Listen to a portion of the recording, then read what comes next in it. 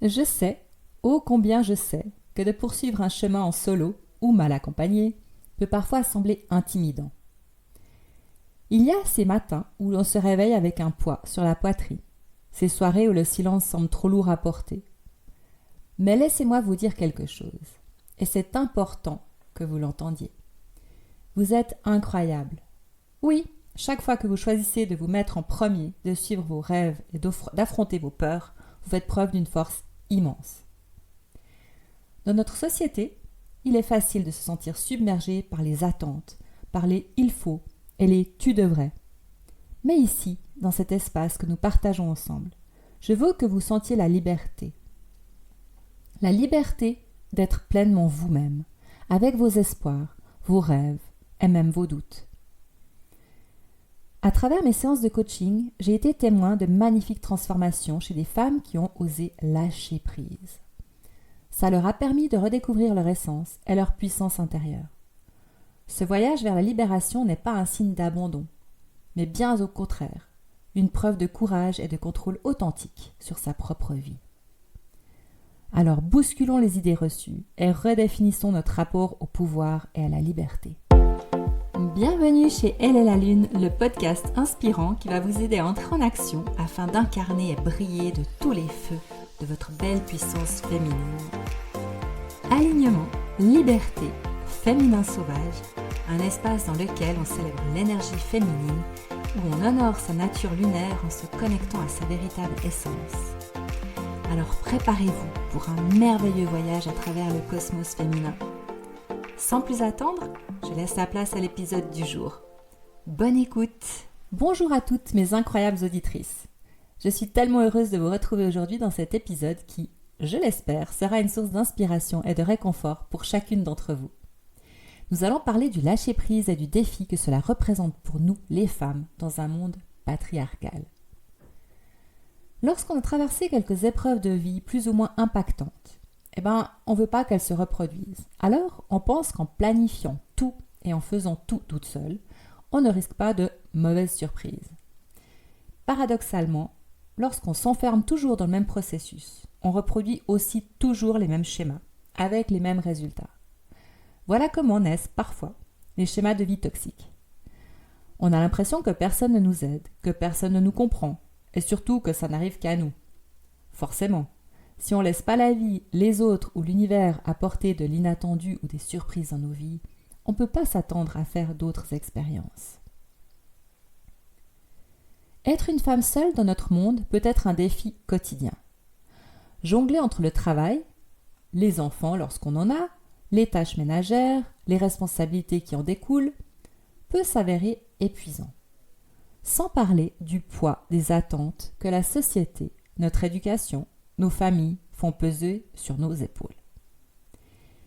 Mais saviez-vous qu'il existe une clé pour mieux gérer toutes ces pressions? Eh oui, le lâcher-prise. Le fameux lâcher-prise dont on nous rabat les oreilles à longueur de semaines. Loin d'être une faiblesse, lâcher-prise est une force insoupçonnée qui nous permet de retrouver notre équilibre et notre liberté intérieure.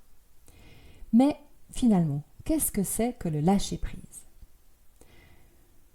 Alors le lâcher-prise, en fait, il s'agit de se détacher de l'idée de tout contrôler.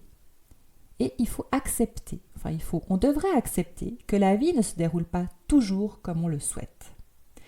Alors évidemment, ça implique aussi de reconnaître nos limites et de faire confiance au processus de la vie. Le lâcher-prise ne signifie pas abandonner ou se laisser aller. Il s'agit plutôt de choisir de se concentrer sur ce que nous pouvons agir, sur quoi nous pouvons agir, et d'accepter ce que nous ne pouvons pas changer. Pourquoi est-ce que c'est important? D'abord, ça réduit le stress et l'anxiété. Parce que quand on essaie de tout contrôler, on se met une pression énorme sur les épaules. Ça améliore notre bien-être mental et émotionnel parce que ça nous permet de mieux gérer nos émotions et de vivre avec plus de sérénité. C'est vrai que lorsqu'on est dans l'émotion, c'est bien de prendre le temps de revenir à un mode plus neutre avant de réagir, de prendre du recul. Le lâcher-prise, ça permet aussi de renforcer notre confiance en nous. Parce que quand on se rend compte que de tout ce qu'on a déjà accompli dans notre vie, c'est super gratifiant.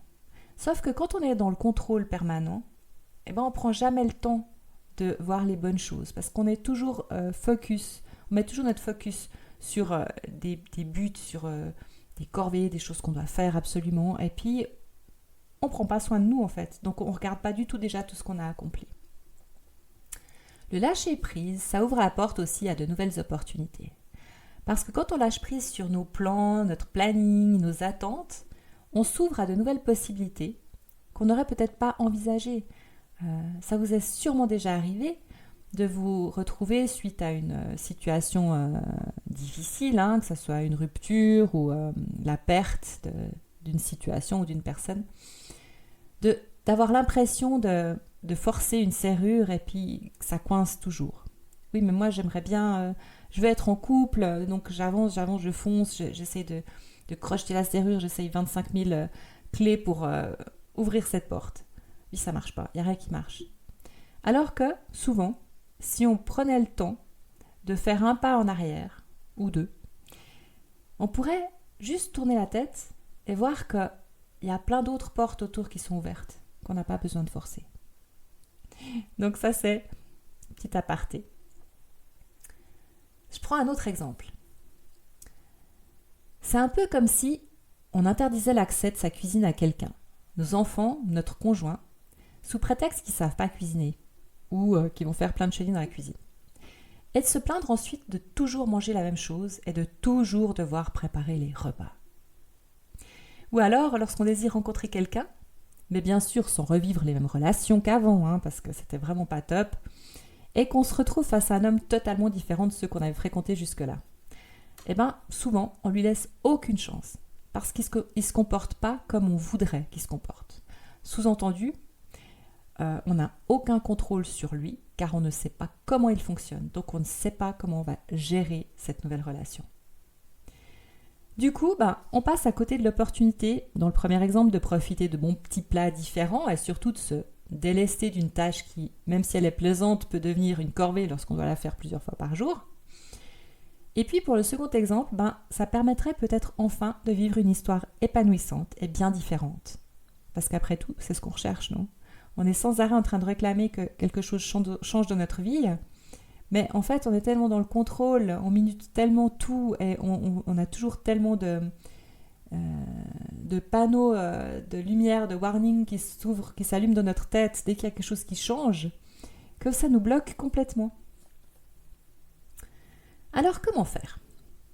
Alors déjà, prendre conscience de ses pensées et de ses émotions. Quand vous vous retrouvez dans une situation où vous êtes tout d'un coup débordé par les émotions, ou que vous avez des pensées qui tournent en boucle dans votre tête, des pensées négatives, c'est aussi, comme avec l'histoire de la porte, prendre du recul et regarder où est-ce que ça nous a touché. Qu'est-ce qui a fait ? Quelle parole, quel geste, quelle vision, qu'est-ce qu'on a entendu qui nous a projeté dans cette émotion.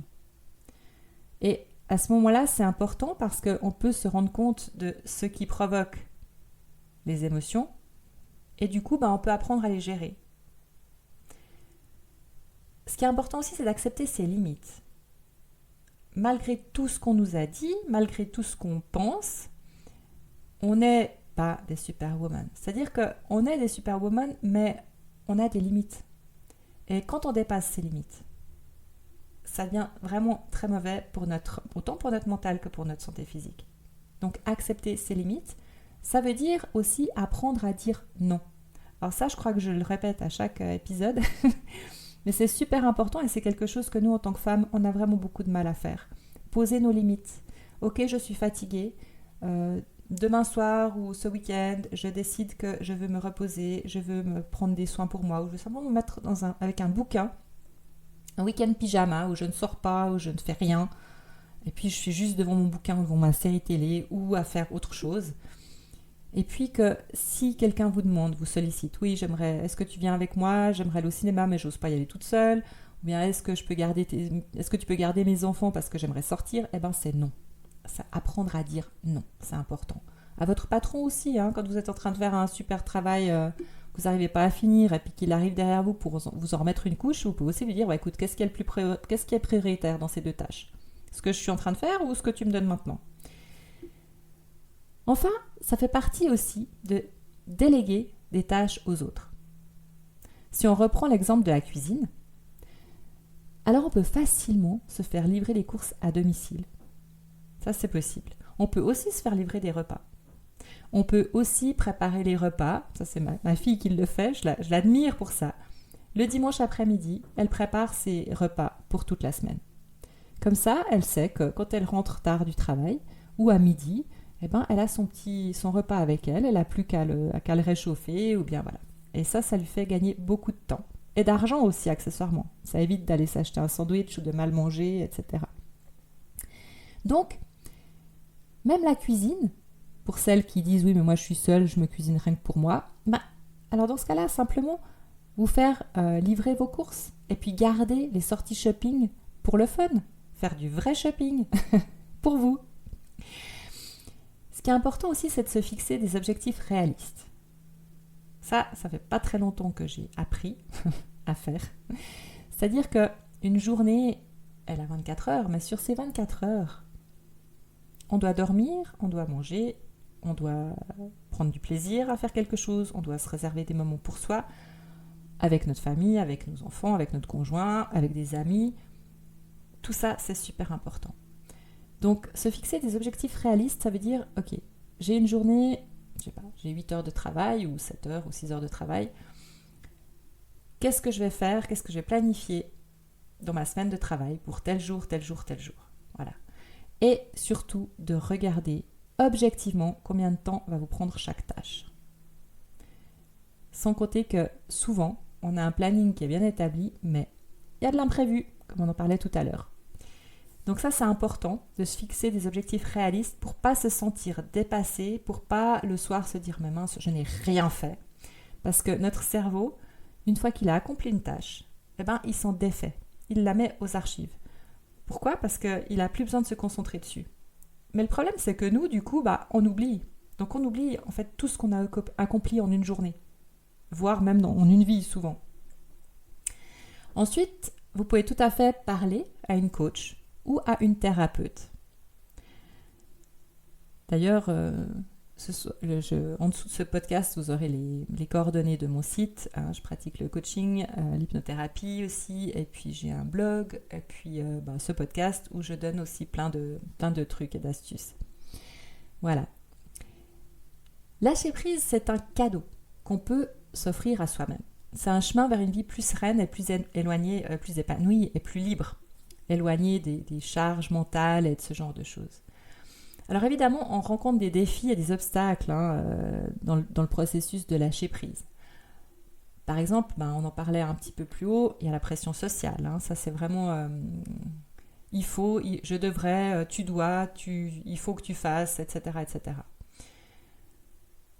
La société, elle peut parfois nous faire sentir qu'on doit être parfaite et tout réussir par nous-mêmes, évidemment. Donc ça, c'est aussi quelque chose dont il faut se défaire. Arrêter de regarder les publicités, les médias, d'écouter tous ces magazines. Moi, je suis toujours sidérée par toutes ces publications qu'on trouve sur les réseaux sociaux avec ces jeunes femmes qui sont habillées de manière super sexy, limite, voilà. Pourtant, j'ai toujours aimé m'habiller sexy. Je suis une femme très féminine et j'adore mettre des jolies robes, des talons, etc. Mais je trouve que là, il y a quand même souvent de l'abus. Et puis, c'est pas la vraie image de la femme. Il me semble que ces dernières années, on a tellement lutté pour justement que l'image de la femme ne soit plus celle d'un objet pour satisfaire le plaisir masculin. Quand je vois toutes ces jeunes femmes comme ça me fait peur. Et puis, voilà. Je me dis, bon, c'est leur vie après, mais voilà. Donc, la société qui peut nous faire sentir qu'on doit être parfaite et tout réussir par nous-mêmes et en plus être super sexy, super belle, etc. Le regard des autres, qui peut aussi nous empêcher de lâcher prise et de vivre notre vie comme on l'entend, parce que si on fait trop attention et qu'on s'attarde trop et qu'on demande trop autour de nous comment faire les choses, ce qui est bien, c'est vraiment pas une bonne chose. Encore une fois, on est les seuls à savoir ce qui peut nous faire du bien, ce qui nous fait du bien, et ce sur quoi on peut lâcher prise et puis dire stop. Alors il y a aussi souvent la peur de l'avenir. Parce que être seul, ça nous fait peur face à l'avenir, à l'incertitude. On a peur de ne pas être capable de subvenir à nos besoins, de ne pas trouver l'amour. Ensuite, il y a le sentiment de culpabilité. Tout ça, ce sont des freins vraiment au lâcher-prise. Sentiment de culpabilité, quand on se sent coupable de ne pas être présente, ou bien qu'on nous rend coupable de ne pas être assez présente pour nos enfants, pour nos parents, pour nos amis, pour notre patron, etc. On peut se sentir aussi coupable de prendre du temps pour soi-même. Ça, c'est aussi un obstacle. C'est à un moment donné, oui, mais j'ai pas le temps. Ok ? Alors, dans votre agenda, vous bloquez un rendez-vous avec vous-même d'une heure. 1 heure par semaine, 1 heure par mois, peu importe. Mais c'est important, vraiment. Parce que ce sentiment de culpabilité, c'est ça qui nous fait vivre à 150 à l'heure, mais surtout, j'avais prendre soin de soi. Il peut y avoir aussi le manque de soutien. On peut aussi ne pas avoir de réseau de soutien solide sur lequel on peut compter. C'est vrai que je parle souvent de communautés féminines, de cercles de femmes, etc. Mais si j'ai découvert ça il y a quelques années maintenant, depuis que je fais du développement personnel et que je le pratique, franchement, j'avais un peu de mal avec les femmes parce que souvent il y avait des jalousies, il y avait cette compétition féminine. Ça date aussi certainement de la chasse aux sorcières. La chasse aux sorcières, on se dénonçait les unes les autres pour survivre. Et puis après, il y a eu aussi les hommes qui nous ont mis en compétition. Moi je choisis la plus belle, je choisis celle qui m'apporte ça, celle qui m'apporte ça. Et puis après, c'était la lutte pour pouvoir avoir un mari, parce qu'à l'époque, il fallait compter sur un mari. Donc ça, c'est vrai que c'est bien de créer des réseaux de soutien solides, mais avec des femmes sur lesquelles vous savez pouvoir compter. Ça permet de se sentir beaucoup moins isolé et moins seul. Et il y a plein de réseaux sociaux, il y a plein de cercles de femmes qui se font justement, avec beaucoup de bienveillance et beaucoup de sororité. Ensuite, évidemment, ce qui peut faire obstacle aussi au lâcher-prise, c'est la charge mentale. On peut vraiment porter le poids de toutes les responsabilités sur ses épaules. Et on peut se sentir épuisé et dépassé. Parce que quand on est dans le contrôle excessif, justement, on ne laisse rien au hasard, on ne s'autorise aucune fantaisie, on ne se permet pas non plus de se laisser aider, on n'accepte pas le soutien des autres. Parce qu'on a peur, tout simplement, parce qu'on se dit, ok, si il fait les choses ou elle fait telle ou telle chose d'une autre manière que ma manière à moi, ça ne va pas fonctionner. Donc c'est important de se rappeler qu'on n'est pas seul et que de nombreuses femmes ont réussi à surmonter ces défis. Alors vous aussi, vous pouvez le faire. En lâchant prise, on peut retrouver notre énergie, notre liberté intérieure et notre joie de vivre. Alors n'hésitez pas à faire le premier pas et à sauter vraiment dans ce train en marche, j'ai envie de dire. Alors sur quoi est-ce qu'on peut lâcher prise concrètement en tant que femme dans ce monde ? Alors déjà, on en parlait tout à l'heure par rapport au regard des autres et au regard de la société sur nous. Tout ça, c'est des choses qui sont imposées, mais dont on peut tout à fait se libérer et dont il est important de se libérer. Il faut vraiment lâcher prise sur l'idée de devoir être parfaite en tout temps. Parce que déjà, je ne sais pas si vous avez déjà essayé, mais c'est épuisant et en plus, on n'arrivera jamais à satisfaire tout le monde. Donc, la première personne qu'il faut satisfaire et qui doit être bien dans ses baskets, c'est vous. Parce que c'est vous qui portez votre corps avec vous. Donc, c'est votre véhicule, c'est votre véhicule terrestre. Donc, soyez bien avec lui et soignez-le. Mais pas pour les autres, uniquement pour vous. Il faut accepter de ne pas correspondre aux dictats de la beauté et de la réussite, toutes ces femmes merveilleuses, ou ces hommes aussi, parce qu'il y a beaucoup de femmes qui pensent que pour pouvoir réussir dans la vie, il faut se transformer en homme, ou en tout cas vivre dans les énergies masculines. En général, ça ne leur réussit pas beaucoup aux femmes qui adoptent cette attitude-là. Se libérer du besoin de validation et d'approbation extérieure, ça aussi c'est super important.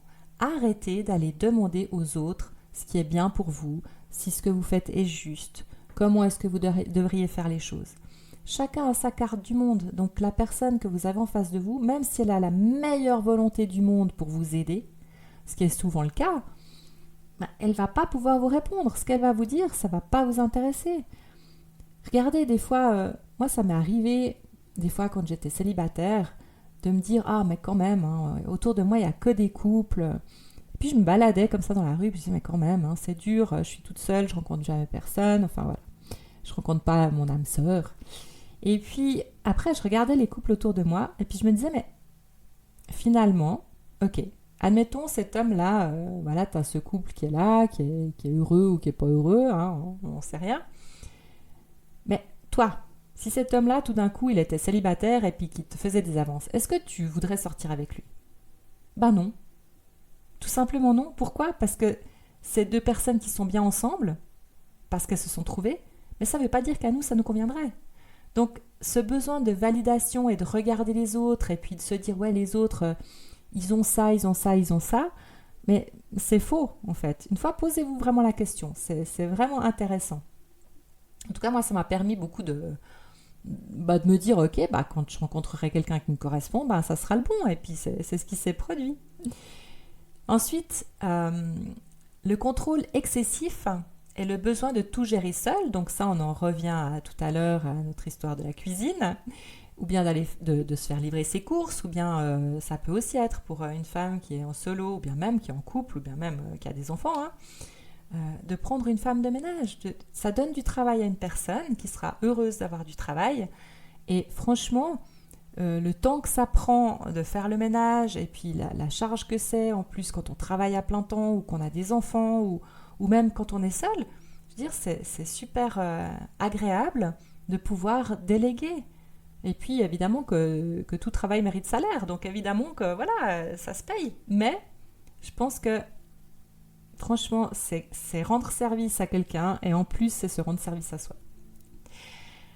Apprendre à déléguer, à faire confiance aux autres, donc ça on en a parlé. Accepter que l'imperfection est inévitable et même parfois charmante. C'est vrai, il y a beaucoup d'hommes qui aiment prendre soin de leur compagne, qui aiment le côté peut-être de temps en temps fragile. Il y a plein d'hommes qui sont aussi conscients, enfin plein je sais pas, là je parle plutôt du mien, qui est conscient que en tant que femme, j'ai un rythme mensuel, que je change, que j'ai mes hormones qui travaillent, qu'il y a des choses qui changent chaque semaine dans ma manière d'être. Et une fois qu'on le sait, ça fait partie de notre charme, bien sûr. Parce qu'on est lunatique, ok, mais lunatique, ça a toujours été utilisé comme un mauvais terme, alors qu'en fait, ça signifie simplement qu'on suit la lune et qu'on est changeante. Développer une attitude plus flexible et adaptable face aux imprévus, alors ça, évidemment que c'est aussi super important, et surtout, ça permet de tester et d'expérimenter d'autres choses. Et peut-être que dans ces autres choses, dans ces autres portes ouvertes, sur l'imprévu, eh bien, vous allez vraiment trouver votre bonheur. Il y a une chose aussi qui est souvent qui nous entraîne dans le contrôle, justement, c'est les regrets du passé. Ça, c'est quelque chose aussi qui est souvent très fort, parce qu'on a peur de l'avenir. Alors qu'est-ce qu'on fait? On se réfugie dans le passé, même si le passé n'était pas top. Et c'est vraiment pas une bonne chose parce qu'encore une fois, on retombe dans les mêmes schémas et puis on peut pas être bien, on n'avance pas en fait. Donc c'est important quand on dit de pardonner aux autres, moi j'ai envie de dire surtout de se pardonner à soi-même. Pour moi, le mot pardonner, je l'ai entendu dans toutes les formations que j'ai faites, que ce soit en hypnose, en coaching, pardonne, il faut pardonner. Moi, c'est un mot qui me parle pas du tout. Parce que quand j'ai vraiment souffert d'une situation, je vois pas en quoi ça peut m'arranger de pardonner aux autres. Alors un jour, j'ai compris, avec la méthode Ho'oponopono, je ne sais pas si vous connaissez, il y a plein de livres là-dessus, des vidéos, des choses très intéressantes. Ho'oponopono, on dit en fait, on se pardonne en fait à soi-même.